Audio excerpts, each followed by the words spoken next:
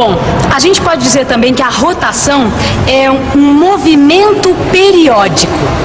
Se existe um movimento periódico na nossa vida, é ficar com essa cena de ficar consertando o pneu furado. Não, e justamente na hora que a gente estava no auge da nossa discussão sobre movimento periódico, né? Agora, eu vou ser honesto com você.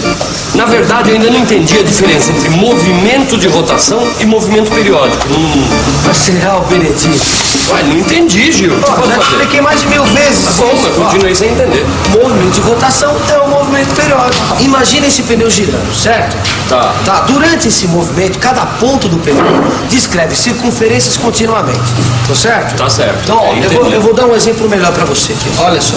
Eu vou colocar aqui uma marca no pneu, como se fosse uma referência. Tá. E outra referência aqui no chão, tá certo? Tá. Ó. Então, olha, o pneu vai passar várias vezes pelo mesmo ponto, tá certo? Bom, se um ponto passa várias vezes pela mesma posição, há um intervalo de tempo mínimo para que ele passe 2 vezes pela mesma posição. Esse intervalo de tempo que ele gasta para descrever uma volta ou um ciclo é chamado de período do movimento. Ah, agora eu vi vantagem de parar na borracharia. Quer dizer que tudo aquilo que a gente estava lendo sobre frequência é o número de vezes que esse ponto toca o chão. É isso? Tá certo. Mas olha, tem uma maneira melhor de se falar isso. Ó. O número de ciclos descritos em uma unidade de tempo é a frequência desse próprio movimento. Mas peraí, como assim unidade de tempo? Não entendi isso aí. Peraí, deixa eu ver se eu consigo te dar um exemplo melhor. Já sei. Imagina uma polia de um carro, sabe? Polia do motor? Sei. Então, já imaginou isso? Certo. Tá, ó. Se cada ponto da polia de um motor descreve 600 ciclos por minuto, qual a frequência que ele gira?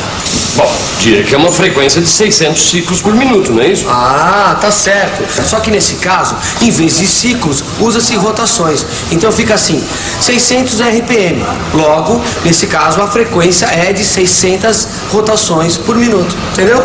Tá certo. A frequência de um motor do carro é medida assim, né? Pelo menos tem um relógio lá dentro marcando RPM, Exato. Rotações por minuto. Mas e se em vez da gente calcular a frequência em rotações por minuto, se a gente resolvesse usar, por exemplo, o Sistema Internacional de Unidades? Não teria problema algum, Rosinha, só que aí a unidade de tempo seria o segundo. Então, se a polia de um motor gira com uma frequência de 600 ciclos por minuto, se nós adotarmos o Sistema Internacional de Unidades, essa polia vai descrever 600 ciclos em 60 segundos, certo?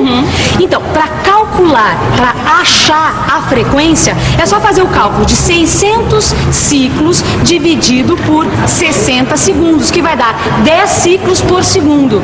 E essa unidade, ciclos por segundo, é chamada de Hertz. E o símbolo é H maiúsculo e Z minúsculo. Então quer dizer que a frequência daquela polia no SI seria 10 Hz. Exatamente. É fácil, não é? E é fácil também ver que 1 Hertz é igual a 60 rotações por minuto.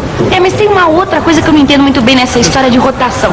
É a tal da velocidade angular. Mas também não é complicado. Quer ver? Imagine um disco que está girando.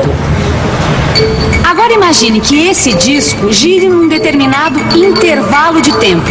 Vamos chamar esse intervalo de tempo de ΔT. Neste intervalo, os raios descrevem ou varrem um determinado ângulo ΔΦ. A relação entre esse ângulo e o tempo que foi gasto para descrevê-lo é a velocidade angular do disco. Este é o símbolo para a velocidade angular. E a gente pode expressar isso matematicamente dessa forma. Ômega é igual a ΔΦ sobre ΔT.